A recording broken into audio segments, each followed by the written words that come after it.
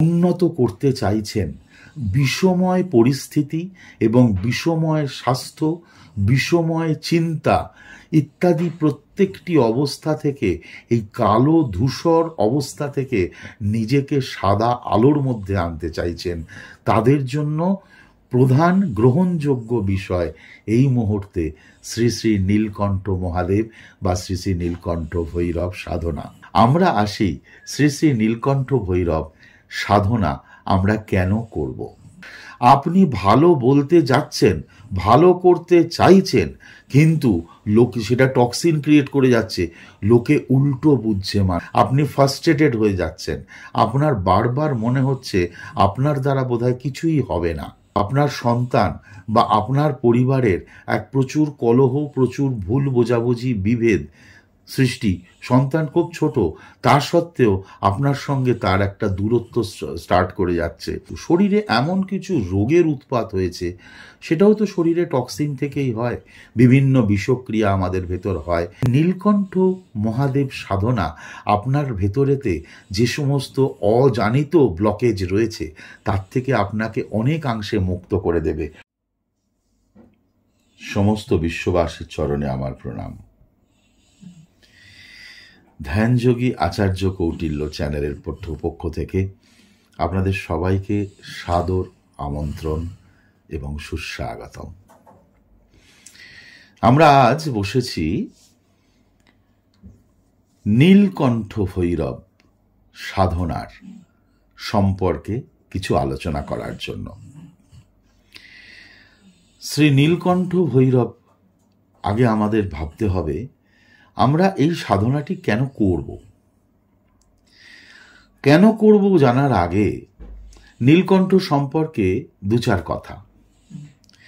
সবাই আমরা পুরাণের সেই গল্পটি জানি যেখানে সমুদ্র মন্থন হয়েছিল, সমুদ্র মন্থনে অমৃত ভাণ্ড উঠেছিল, একই সঙ্গে কালকূট বিষ বা হলাহল তাও উঠেছিল। সবাই তো অমৃত নিয়ে লড়াই করছে, দেবতা এবং অসুররা, কিন্তু হলাহল কে নেবে? ও তো যেখানে থাকবে তা ছাড়খাড় করে দেবে।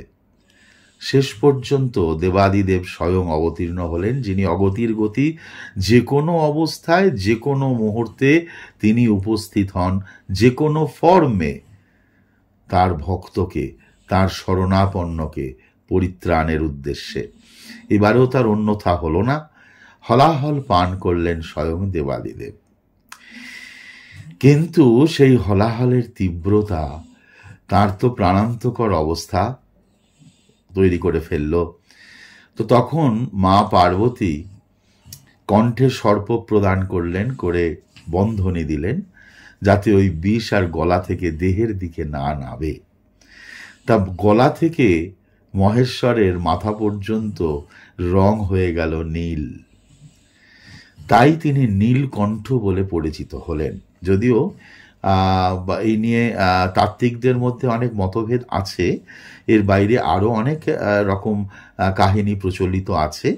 আবার কেউ কেউ এই নীলকণ্ঠের আরও অনেক নাম আছে। নীলকণ্ঠকে কেউ কালভৈরবও বলেন, আবার নীলকণ্ঠকে কেউ মহামৃত্যুঞ্জয়ও বলেন।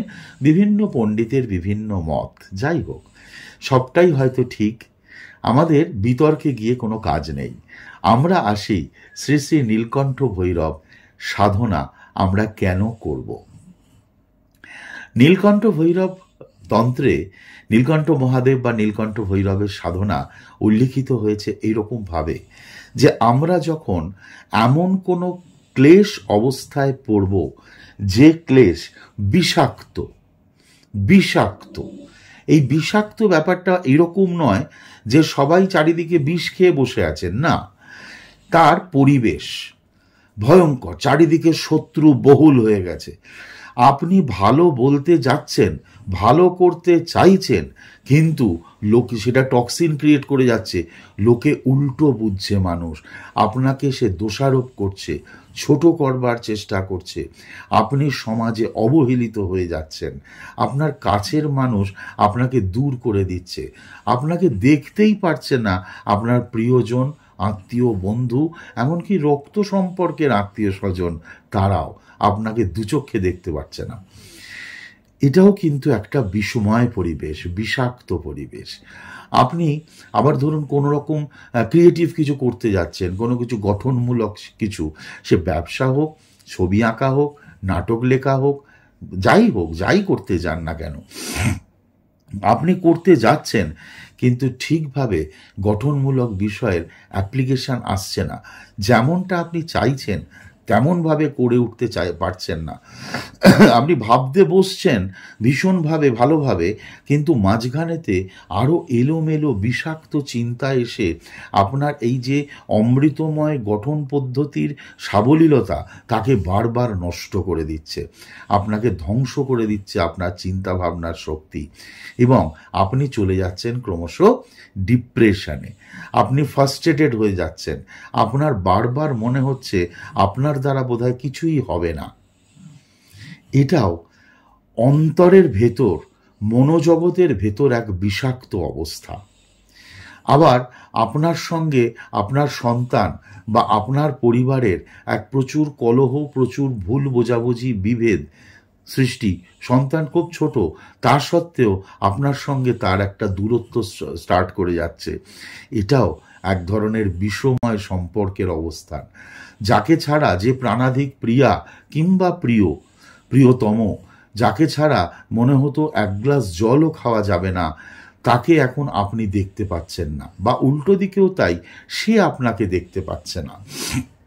এমন সম্পর্ক আপনার আত্মীয়র সঙ্গে ছিল যেখানে মানে সেই এক থালায় খাওয়া আর এক জায়গাতেই থাকা, এরকম একটা গভীর সম্পর্ক, সেখানে দুজনের মধ্যে এত দূরত্ব বেড়ে গেছে যে কেউ কারুর ছায়াও মাড়াচ্ছে না।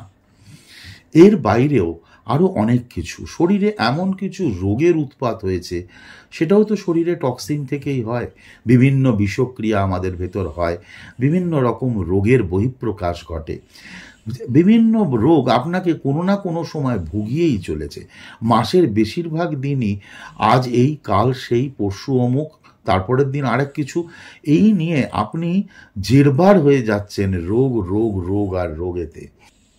এই যে অবস্থাগুলি আমি বললাম, এগুলি মানুষের জীবনকে দুর্বিষহ করে তোলার পক্ষে যথেষ্ট, এবং নিজেকে সে নিয়ে কি করবে, তার নিজের বেঁচে থাকাটাই যেন একটা কঠিন ব্যাপার, এই সমস্ত ভাবনা মাথার মধ্যে পাক খেতে শুরু করবে, যা আরও আপনাকে দুর্বল করে দেবে, আপনাকে আরও বেশি ডিপ্রেসড করে দেবে। এই সব জায়গাগুলি থেকে নিজেকে সম্পূর্ণ মুক্ত করবার, একদম এইভাবে বলছি, সম্পূর্ণ মুক্ত করবার যদি ইচ্ছে, আপনার কমপ্লিট ডেডিকেশন, একদম গোয়ারের মতো তেজ। গোয়ার শব্দটা এই কারণে বললাম যে সাধনা যখন আপনাকে কিছু ছিনিয়ে নিতে হবে জীবন থেকে, যখন আপনাকে ব্রহ্মাণ্ডের কাছ থেকে সমস্ত মানে মানসিক শক্তিকে জড়ো করে ব্রহ্মাণ্ডের কাছ থেকে কিছু পেতে হবে, তখন আপনাকে গোয়ারের মতোই সাধনা করতে হবে। ঠিক যেমনভাবে এই সাধনাটি আমি আপনাদের শেখাতে চলেছি আগামী দিনে, এই সাধনাটি আপনাদের শেখবার অনুরোধ করব এই কারণে, জীবনে যারা এই অবস্থাগুলি যেগুলো আমি বললাম পূর্বে, সেগুলির সঙ্গে যারা ফেস করছেন, তারা এই সাধনাতে নিজেদেরকে নতুনভাবে চিনবেন। দেখবেন আপনি নিজে একজন কত অসাধারণ ধৈর্যশালী, এবং আপনি অতি সুন্দর একজন মানুষ, যার চারিদিকে কোনো বিষ নেই। সমস্ত বিষ হরণ করেছেন স্বয়ং দেবাদিদেব, এই শ্রী শ্রী নীলকণ্ঠ মহাদেব বা শ্রী শ্রী নীলকণ্ঠ ভৈরব সাধনার মাধ্যমে। শুধু তাই নয়, এই নীলকণ্ঠ ভৈরব সাধনা যদি আপনারা করেন, তাতে আরও কতগুলো বেনিফিটস আছে আমি বলি। যদি গলার কারোর প্রবলেম হয়, গলার টনসিল থেকে আরম্ভ করে গলার অন্যান্য অনেক রকম অসুবিধে, সেগুলোর প্রতিও আপনি একটা আধ্যাত্মিক পরিচর্যা আপনি করতে পারবেন। আপনার চিকিৎসা যা চলছে চলুক, কিন্তু আপনি নিজেই অবাক হয়ে যাবেন, নীলকণ্ঠ মহাদেব সাধনা আপনি যখন করবেন, তখন তা আপনাকে কেমন সুন্দরভাবে আপনার গলাকে ভালো রাখবে, আপনার মস্তিষ্কের চিন্তা শক্তি, আপনার ক্রিয়েটিভিটিকে কয়েকশো গুণ বাড়িয়ে দেবে। আপনার চারিদিকে অর্থের নিরাপত্তাহীনতা যদি তৈরি হয়, তাকেও কেমনভাবে, ওটাও তো একটা মুশকিলের বস্তু। কারণ আমরা কখন আর্থিক খারাপ অবস্থায় পড়ি, যখন অর্থ তো একটা শক্তি, ভয়ঙ্কর শক্তি। অর্থ একটা বিপুল এনার্জি, মা লক্ষ্মীর দান, তা সোজা বস্তু নয়। দেবী মহালক্ষ্মী যা কৃপা করে দেন, তাকে কেউ অবহেলা বা অশ্রদ্ধা করলে পর মুশকিল, কারণ সেটি একটি বড় শক্তি। ওই শক্তিকে গ্রহণ করতে যদি ভেতরে কোনো অরা লেভেলে প্রবলেম থাকে, কোনোভাবে ভেতরের ব্লকেজ থাকে, তখন ওই শক্তিকেও ঠিকমতো গ্রহণ করা যায় না। আমরা যেমন বারবার বলি, গুরুকে বলি বা কোনো গুণী মানুষকে, বিজ্ঞ ব্রাহ্মণকে বলি যে প্রভু আমাকে কৃপা করো, কৃপা করো। কিন্তু আমরা একটা ছোট্ট জিনিস ভুলে যাই, কৃপা দেবতা বা গুরুতে করেই রেখেছেন, কিন্তু আমরা আমাদের দরজাগুলো বন্ধ করে রেখেছি। ফলে কৃপা যে চারিদিকে আছে এটা আমরা রিয়েলাইজ করতে পারছি না। কৃপা জানলা দিয়ে হাত বাড়ালে কৃপা পাওয়া যেতে পারে, আমরা জানলা খুলবই না, হাত বাড়ানো তো দূরের কথা। এই সমস্ত জায়গাগুলো, এইটাকেই আমরা ব্লকেজ বলছি। তো এই নীলকণ্ঠ মহাদেব সাধনা আপনার ভেতরেতে যে সমস্ত অজানিত ব্লকেজ রয়েছে, তার থেকে আপনাকে অনেকাংশে মুক্ত করে দেবে। আপনি একটি অত্যন্ত সাবলীল এবং উচ্চমার্গীয় চিন্তাভাবনা যুক্ত একজন মানুষে পরিণত হবেন, যার টেনশন এখন যা আছে তা -1%-এও নেমে যেতে পারে।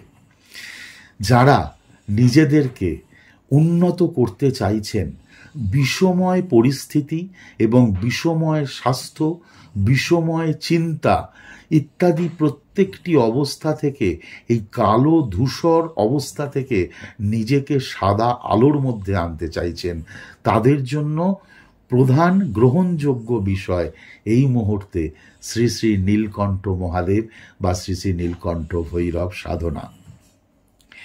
আমি এই সাধনাটি আপনাদের সবার সুবিধার্থে এটিকে অনলাইন গ্রুপ সাধনায় নিয়ে এসেছি। অনলাইন গ্রুপ সাধনাটি আমি শুরু করব আগামী 12ই এপ্রিল 2025 থেকে। এই অনুষ্ঠানটি 8 সপ্তাহের সাধনা, 8 উইকস সাধনা প্রসেস, তার মানে 56 দিনের, 56 ডেজ। এই সাধনা যে আমরা শুরু করব 12 তারিখ থেকে আমরা শুরু করছি, আর তার আগে আগামী 9 তারিখ পর্যন্ত, 9 এপ্রিল পর্যন্ত আপনারা আমার ডিরেক্ট হোয়াটসঅ্যাপ নাম্বার আপনারা এই ভিডিওর ডেসক্রিপশন বক্সে পেয়ে যাবেন।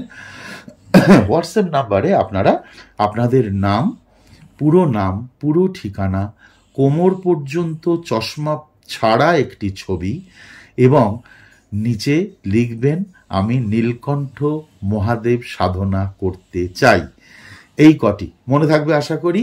পুরো নাম, পুরো ঠিকানা, কোমর পর্যন্ত চশমা ছাড়া একটি স্পষ্ট ছবি এবং নিচে লিখবেন আমি নীলকণ্ঠ মহাদেব বা নীলকণ্ঠ ভৈরব সাধনা করতে চাই। এটি লিখবার পরেতে এই নামগুলি নথিভুক্ত হবে। হবার পর আগামী 12ই এপ্রিলের আগে আমরা 10ই এপ্রিলেতে একটি ইন্ট্রো সেশনে বসবো ভিডিওতে। আপনাদের যাদের হোয়াটসঅ্যাপ আমরা পেলাম তাদের সঙ্গে আমরা বসবো।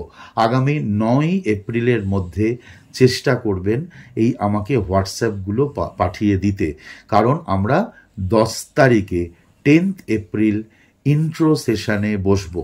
তাহলে 9ই এপ্রিলের মধ্যে আপনারা হোয়াটসঅ্যাপটি করবেন এবং 10ই এপ্রিল আমরা ইন্ট্রো সেশনে বসবো, সবার সঙ্গে কথা বলবো। তারপর বাকি নিয়ম ইত্যাদি রেজিস্ট্রেশন প্রসেস, এই সমস্ত নিয়ে আলোচনা আমার সঙ্গে সরাসরি ভিডিওতে আপনাদের সঙ্গে হবে। যারা ইচ্ছুক থাকছেন শ্রী শ্রী নীলকণ্ঠ ভৈরব বা নীলকণ্ঠ মহাদেব সাধনা করবার জন্য, তারা দ্রুত হোয়াটসঅ্যাপে নিজেদের পরিচয় যেমনভাবে বললাম, ভিডিও চালিয়ে আবার দেখে নেবেন, সেইভাবে নিজেদের পুরো ডিটেলসটা লিখে বলুন আপনারা এই সাধনাটি করতে চাইছেন। তাহলেই আমরা আপনাদের উত্তর দিয়ে দেব দিয়ে 10ই এপ্রিল দেখা হবে ভিডিওতে, গুগল মিটে আমরা বসবো ইন্ট্রো সেশনে।